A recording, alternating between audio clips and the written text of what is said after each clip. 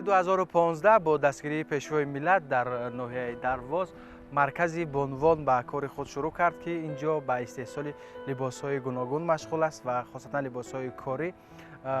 همین طور زنان و بانوان خانشین به کار جلب شدند و حالا در اینجا به فعالیت مشغول هستند. هرچند که موسم خانش به اتمام رسید ولی میگویند که کار در اینجا به تازگی شروع شد. از ماه مرد الکی بانوان شروع میکنند به دوختن لباس‌های مکتبی برای مکتب بچه‌ها. و دوستان عزیز، ما اومدیم که در برنامه امروزه میگویند که اطراف فعالیت این کارخانه برای شما معلومات داده باشیم و در این برنامه ما را همراهی کنید. حتما که معلومات‌های جالب خواهید گرفت. رفتم.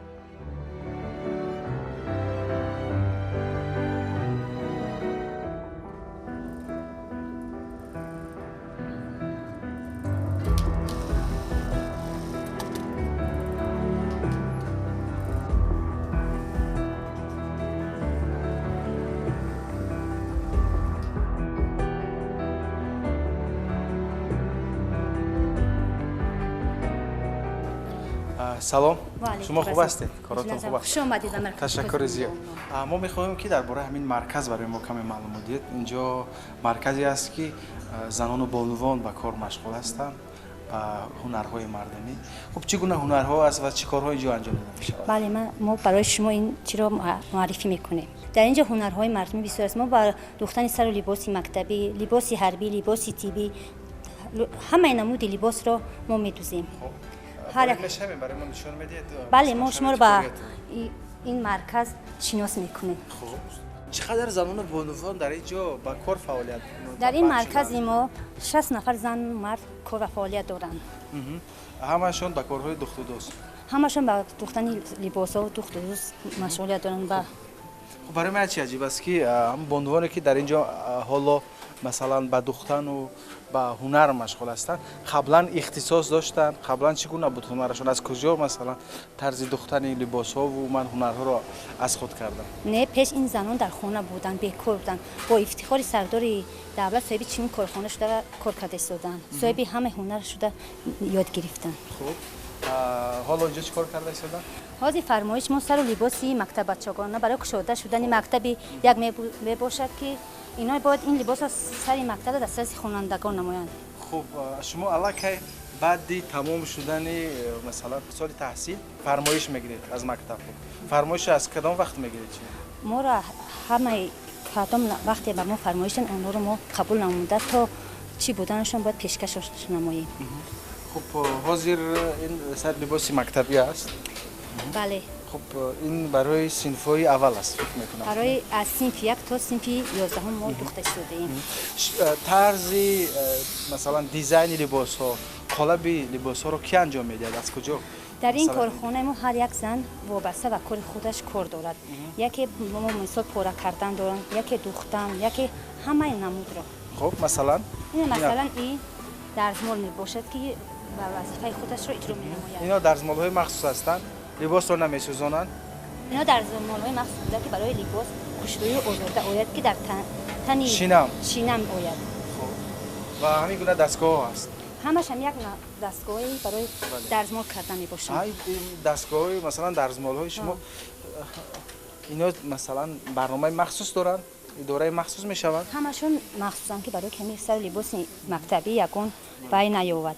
چون مثلا ببینید که اینجا آب جوشیده ایستاده است و این آب به درزمال‌ها میآید. اینا برای درزمال‌ها میآید. برای بغل کردن. بغل کردن که لباس شینم آید. و طریق این اداره کردن می شود. مثلا حرارتش رو پست و بلند کردن می شود.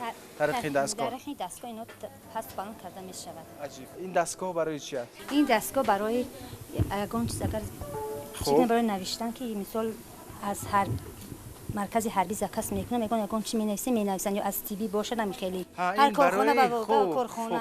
فهمیدم. این برای تمغه گذاری، یعنی مثلا هر یک شرکت، هر یک مثلا مکتب و هر کجایی که برای شما فرمایش میدهد شما مثلا تمغه همون کارخانه رو توسط همین دستگاه تمغه گذاری میشه.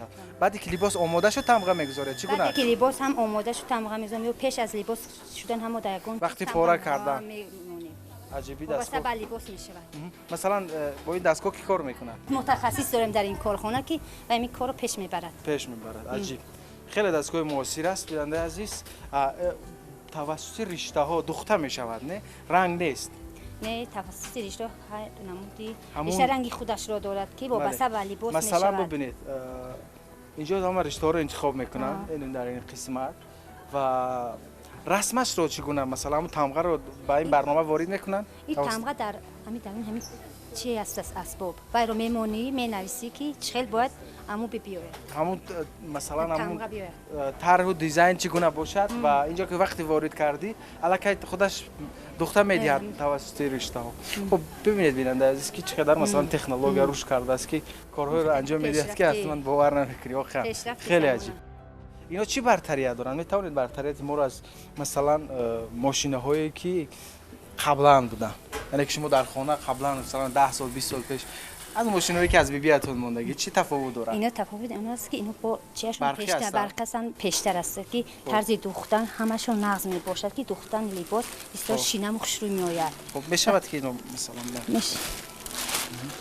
مثلا چی تفاوت داره؟ قالبش هم قالبی مثلا دستگاه‌های دوزندگی قبلی بهترینش است که درز شینم و خوشروی می آید.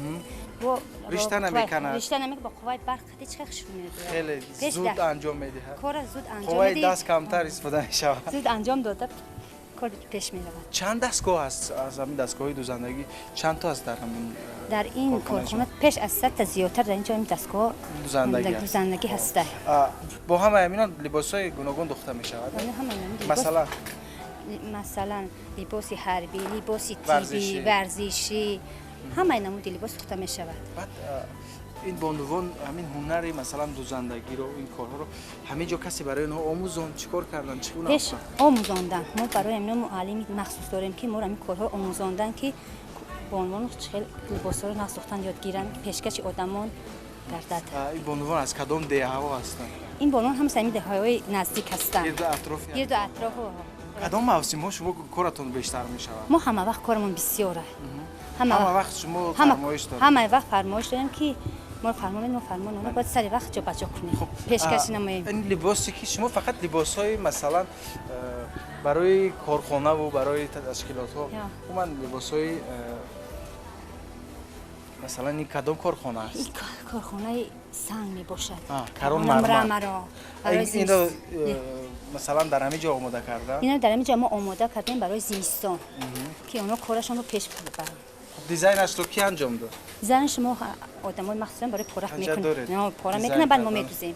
خب عجیب است. برای فکر میکنم لباس زمستانه است. زمستانه. خب هم شینم است هم مثلا طرزش با هم عجیب است. خب این برای مثلا بانوان ناحیه درواز یک نوگانی بود نه وقتی که کارخانه بنیاد شد و بانوها به کار جلب شدند و مثلا این گونه شرایط خوب برایشان مهیا شد. شما اصلا چگونه به اینجا آمدید؟ چگونه شما را دعوت کردن؟ قبلا چی کار میکردید؟ قبلا ما در خانه نشین بودیم. وقتی این کارخانه شدن ما را خبر کردن خیلی زنان بیکار در خانه شدیم خیلی ما قبول کرد اومده درس آموختیم. بعد این کارخانه سال 2015 کار آمدیم. خب عجیب. باز چی ها دختر میشود اینجا؟ میتونید برای ما نشون بدید؟ ما این لباس‌های تیپی میباشن که ما پیشکش کارخانه این تیپ میکنیم برای همشیره‌های شفقت. و یک چیز دیگه است که همین کارخانه‌ای که حالا ما در آن حضور داریم منطقه بدخشان رو با لباس‌های مختلفی مثلا ساحوی تامین میکنند. در تمام ساحه‌ها اینها لباس آماده میکنن، فرمایش میگیرن و چنانچه که میبینید هم طرحشون جالب است هم مثلا صفتشون. متاها رو از کجا پیدا میکنن؟ برای شما میارن؟ متاها رو ما درخواست میکنیم برای ما میبیارن که همه وابسته به اون متریال و لباسش میشود. شما مثلا چند ساعتی کاری دارید اینجا؟ ما در اینجا ساعت کاری از ساعت 8 تا ساعت 5 ساعت کاری داریم. وقتی به این کارخانه ما اومدیم باید ما کار کنیم و کار رو پیش بریم که هر یک فرمایش رو پیشکشی آدمان گردونیم که از کار خفا نمونیم.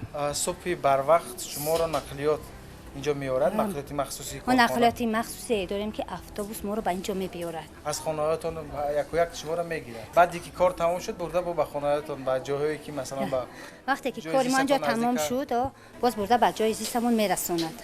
عجیب است. چی نظر دارید وابسته به همین کارخانه و وابسته به همین مثلا کارهای پیشرفت‌هایی که در این کارخانه است؟ ما نظر اینجا داریم که ما زنان بسیار از اینجا شاد و خورم هستیم. هر یک شخص، هر یک مکتب بچه‌ها رو در این خرسند کنیم که فرمایش آنها را جابجا کرده دسترسشان نماییم. ما چند سال است که اینجا کار میکنید؟ من طول 2 ماه است که در این کارخانه کار و فعالیت میکنم. 2 ماه شد کار میکنید. چگونه است کارها؟ مثلا طرز دختری کدام نمود لباس رو اینجا از خود کرد؟ طرز دختن این کاستوم بروک فرمایی مکتبی. کارتون از این شروع شد؟ ها بله. چگونه است کار؟ نقص شوق و هوس. بله. وظیفه شما از چی عبارت است؟ پورا کرده به نزد شما میارن خدمت ها رو؟ کیسه ها را فقط شما میچسبانم. وظیفه شما از کیسه ها دختر. بله. یعنی اینجا هر نفر به یک قسمی لباس بند شده است، یعنی پورا لباس رو نمیدوزن. خب عجیب. شما به کدام قسمت لباس بند شده اید؟ من استر آستین. استر آستین. فقط به جز استر و آستین دیگه شما هیچ کار نمیکنید؟ نه. فقط متخصص همین سو است. بله. مثلا دیگر نمود یونیفرم ها رو همین شکلش شما. بله. چند سال است که اینجا کار میکنید؟ من طول 2 سال است که کار میکنم و فعالیت. چگونه اینجا شما را قبول کردن؟ اینجا من آمدم نمیتونستم دختر بعد خیلی نشان دادن یاد گرفتیم شروع در میدیم. مدت چند روز؟ 1 هفته. یک هفته بود. بله. حالا که کار خوب پیش میره. بله بله ها. چگونه از دستگاه با دستگاهی موسیقی کار کرد؟ ساز شروع. شما کجا خلق کردید؟ مکتب میانه را نه؟ بله. چگونه است مثلا کار کردن در این گونه کارخانه ها برای پیشرفت زندگی شما مساعدت میکنه؟ بله ها. شما کدام قسمت لباس رو اینجا؟ تسمه. فقط امی تسمه. یوکا تسمه درشیم هر خیلی خبیرت سخت میدوزیم. چند سال است که اینجا کار میکنید؟ 8 سال شد. 8 طولی سال. از 8 روزی سال. تأسیس یافتن کارخانه. 8 سال ها 8 سال کار چگونه کردیم. است کارخانه؟ کرونا صبح صبح شرایط هم است. او خود بیدن در فیروزی در اینجا ها نی از فیروزی ساعتی 8 تا 4. 8 4 ها کار میکنیم نه موش یامونیم نه شاگردان تیار میکنید نفرایی که نام میبرن از شما کار میپرسن؟ ها میپرسن نشانشو میتیم نخزای کار سوزه. تشکر زیاد. خسته نباشید و شما برای کار. خب و بیننده عزیز همین گونه است. اینجا بانوانی هستند که مثلا قبلا هیچ کاری خاصی انجام نمیدادن ولی با بنیاد شدن همین کارگاه الکی آنها صاحب جای کاری مخصوص شدن با شرایط خاصه و آزادانه میویند و مثلا در ساعت معین کار میکنن و به خانهشون میرن و کارها هم فکر میکنم کارهای وزنین و سخت نیست. آنها مثلا بدون هیچ مشکلی این کار خود را انجام میدهند. سلام علیکم. شما خوب هستید؟ نام شما؟ سرخا مطلوبه. اپای مطلوبه. چند سال است کار میکنید اینجا؟ 8 سال است. 7 سال است. 8 سال. 8 سال از روزی تأسیس یافتن کارخانه. اینجا نفرایی که از روزی تأسیس یافتن کارخانه مثلا کار میکنن زیاد هستن. ها. چگونه است کار؟ نه کار رفته ایستاده شما است. کدام قسمت لباس رو میدید؟ ما لباس مکتبی می‌دوزیم. حاضر کدام قسمتش رو شما دارید؟ شما هم برای دختن تسمه ها برای دختر تسمه تیار میکنیم. تسمه تیار می‌کنید. عالی. سلامت باشید. خسته نباشید. خب و قسمت دیگر من فکر میکنم که در این قسمت لباس ها رو پاره میکنن. قسمت پاره کردن لباس ها و اینجا دستگاه های مخصوصی پاره کنی هم هست. مثلا همین گونه یک میز کلان برای پاره کردن و این گونه مثلا دستگاه ها برای بریدن لباس ها و اینجا خب باز هم یک دستگاهی مثلا درزمار کردن لباس و میبینیم که مثلا این دستگاه برای چی است. سلام علیکم. شما خوب هستید؟ کارتان خوب است؟ خب شما چی کار کرده هستید؟ من نمیشه اینه زکروش برنده کار میکنم. شما برنده به حیث برنده؟ طول 8-10 سال است که در این کارخانه کار میکنم. این کار رو به شما کی آموزد؟ این کار رو من خوندم 3 سال و 46 خوندم. پیش از اینجا به کار اومده که قبلا خوندگی بود؟ نه خوندگی بودم کار میکردیم در این مرکز قلعه خم 8 معلمه کار میکردیم. این 150 طلبه را برآوردیم. تربیت کردیم. تربیت کردیم. این طول 10 سال ما در اینجا کار فعالانه کار کرده ایستادیم. ما با لباس مکتبی این چخولایی که میزاجانا میارن ما و یا را میدوزیم، لباس حربی میدوزیم، لباس تیبی میدوزیم، برای کارخانه، برای این مکانیکا همه چیزا میدوزیم. مثلا این دستگاه اینو پوره کرده میورن برای شما، مثلا ببینید نشان میده. خب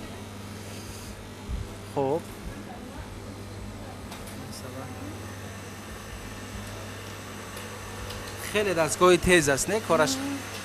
اگر که با یک بارگی مثلا چند نسخه رو اینجا شما پوره میکنید؟ نسخه را ما پوره میکنیم. 100 نسخه رو پوره میکنید. ما نسخه میکنیم پوره میکنیم. این دستگاه چگونه کار میکند؟ اینجا مثلا تکمچه مخصوص داره؟ مخصوص داره. اینجا استاپ چرا میگیم؟ نگاه داشتن؟ چی میکنیم؟ زیر میکنیم. یگان نفر دیگر و غیر شما این کار انجام داده میتوند اینجا؟ اینجا ما شاگرد داریم، 4-5 کس شاگرد داریم، تیار میکنیم که ما یگان واقعا یگان چی شوه و یا میان کار میکنن. نه دیگر رو ایواز کرده میکنیم ها، ایواز میکنیم. حاجی دخترام همه کار میتونن. یعنی بغیر از اونی که آنها مثلا قسم‌های مختلفی لباس‌ها رو میدوزن، با این دستگاه نیز کار کرده میتوانند.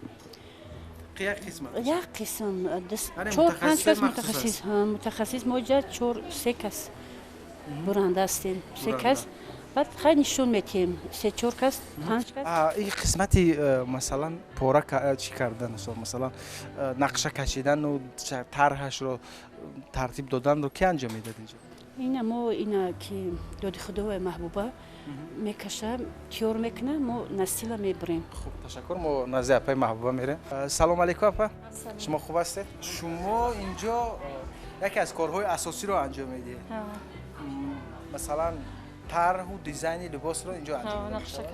نقشه کشی. خب این رو از کجا آموختید شما؟ جای تحصیل کردید؟ دیزاین نشان داد برای ما. دیزاینر مخصوص برای شما برای ما درس داد، ما نشان داد. کجا؟ در همینجا اومده؟ در همینجا درس داد. در چند مدت از خود کردید؟ به مدت 3 سال. 3 سال. مثلا آهسته از او کسب آموختید. کسب از خود کردیم. انجام میدید. همه کارا یاد گرفتیم. خوب. نقشه میکنیم، پوره میکنیم، کارا پیش میبریم. مثلا وقتی که یک فرمایشگر نزد شما میاد.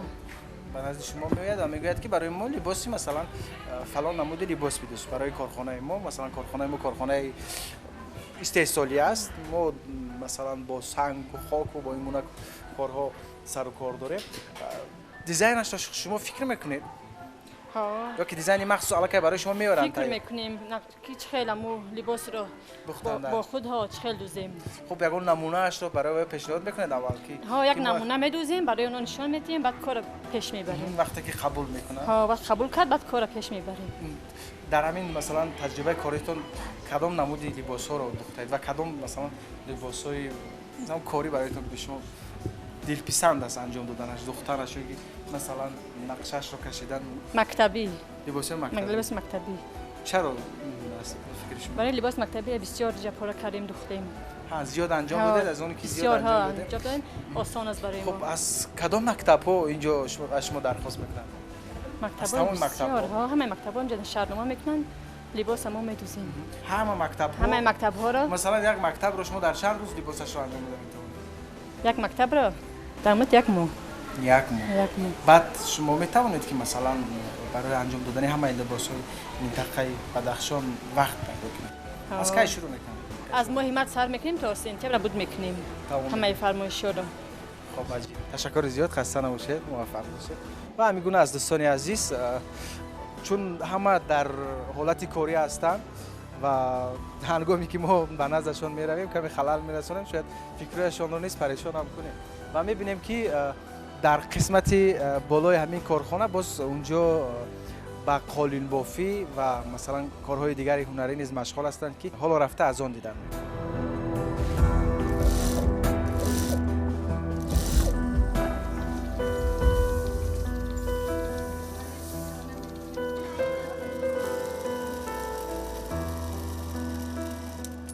ما شما رو به قسمت دومی فخریبانی ما شناس می‌کنیم که اینجا تالار دیوم جای دوختنی بافتنی قالین دوختنی لباس اطلس میباشد. خب و این لباسایی که اینجا مثلا قطار نگاه داشته میشه لباسای مکتبی هستند؟ اینا لباسای مکتبی بوده برای فرمایش هر مکتب و بسته به لباس و رنگش میباشد. الکی یک قسمت آماده است. این قسمتی ما آماده میکنه در اینجا میگذارید. این قسمتی ما آماده برای مکتب‌های دهات میباشد که رنگش وابسته و هر یک مکتب وابستگی دارد. رنگ رو خودی مثلا همون مکتب‌ها انتخاب میکنن، رنگ و شکل رنگ رو خود مکتب‌ها انتخاب میکنن. فقط برای دختر بچه‌ها میدید یا برای پسران؟ برای دختران و پسران هر یک مکتب وابسته به لباس خودش است. ما در اینجا برای هم مکتب‌های گیمنازیا، کالج و تیبی، برای حربی همه رو آماده میکنیم که دختر ما آماده و تیار باشد که هر یک کس که اومد فرمایش رو ما جابجا کرده دسترس نماییم. الکی تیار است. الکی برای خوانندگان ما این لباس رو تیار کنیم. این لباس برای گشوده شدن مکتب پرزیدنتی می باشد که ما رو فرمان و فرمایش دادن. ما باید تا گشوده شدن این مکتب رو این رو پیشکش خوانندگان نماییم. بله. بخیرم. مثلا یک چیز برای من پسند آمد بیننده عزیز. مثلا استحصال تاجیکستان. قبلا ما وقتی که مکتب‌های میانه تحصیل میکردیم برای انتخاب کردن لباس مثلا 2 روز 3 روز خود رو در بازارها صرف میکردیم و همیگونه وقتمون سپری میشد. ولی حالا ببینید که چگونه شرایط خوب برای خواننده های مکتب مهیا شده است و دیگر لباس های رنگین رو نیز در آنجا نمیبینی، همه با یک لباس مثلا شینم و زیبا و اون هم استحصال تاجیکستان که خیلی صفت زیبا و شینم و خلای دارد و این بسیار عالی است. ما خود رو برای ما میرسونیم که هر یک خواننده پیش ما از بازارها میخریم. وقتی مکتب شد هر خواننده آمده لباس خود را گرفته کنون میرود که از همینجا تیار است و بسته به هر یک چی خودش. خب این ما انتخاب مکتب پرزیدنتی می باشد. این لباس برای دخترها است؟ این برای دخترها می باشد. برای مکتب پرزیدنتی باید ما اینا رو تا مکتب پرزیدنتی نوی که در ناحیه درواز به خریبی باز می شود. این هم معمول لباسای آنها. این لباسی می باشد که ما در ناحیه درواز مکتبی یکم گیمنازیای پرزیدنتی شده می شود. بله. این لباس باید ما پیشکش نماییم. این دیزاینشون رو خودشون پیشنهاد کردن، شکل و رنگ و این چیزشون. یعنی انتخاب کرده در این مکتب همین گونه لباس جایز است. باید از مکتب‌های دیگر رنگش مثال فرق داشته باشد و یک گیمنازیum این لباسی دختری اینش لباسی پسرانه است. خب لباسای پسرانه و دخترانه میباشد. این لباس پسرانه از خب خیلی عالی است و اینا صفت لباس هم مثلا واقعا هم بیننده عزیز صفت خیلی عالی است، خاصتا متاهایی که در این لباس‌ها استفاده شده است. الکی با دست لمس کردن با دست گرفتن حس میکنی که چقدر صفت عالی دارد و یک سال را به ملال خواننده ها میتوانند با این لباس ها پسی سر کنند. متو رو ما از تایلند زکس میکنه میبیارن که یگان فرمایش میدیم که یگان چیز نشه برای خوانندگان یا خریدار با صفت باشد و مدت طولانی استفاده بوده تواند. مدت طولانی استفاده بوده تواند که یگان کم بودی نشود در برای خوانندگان. تشکر زیاد و قسمت دیگر بیننده از قسمت قالین بافی است. حالا میبینیم که مثلا در دستگاه‌های قالین بافی چگونه قالین‌ها مثلا بافته میشود. خب میرویم اینجا مثلا بانوانی مخصوص هستند که به قالین بافی مشغول هستند. ما قسمتی با قالین بافی شناس میکنیم. اونها از کجا آموختن قالین بافی رو که برای آنها ما معلمی مخصوص داشتن که برای اینها نشون دادن در مدت کوتاه یاد گرفتن. در مدت کوتاه. خب عجیب است. مثلا در یک ماه چقدر قالین میبافند و بس ای دختری این قالین بسیار خیلی سخت است. سخت است که باید اون رو هر یک دانه گلش رو دانه بینن که یگان جا به خطا نکنن. عجیب. این هم بسیار این کاری دستی است بیننده. کاری دستی بوده هم صفتش نقض است. واقعا خیلی آدمان طرف خارجی بسیار میگیرن. سیاح خارجی اینجا میرن. سیاح خارجی اومده اینو بسیار میگیرن. خریداری میکنن. این مثلا با رشته های پخته‌ای است. با رشته های پخته‌ای مخصوص است برای دوختن. رشته مخصوص دارن. سلام علیکم. شما خوب هستید؟ نام شما؟ رحمیه. خوب. شما چند سال هستید؟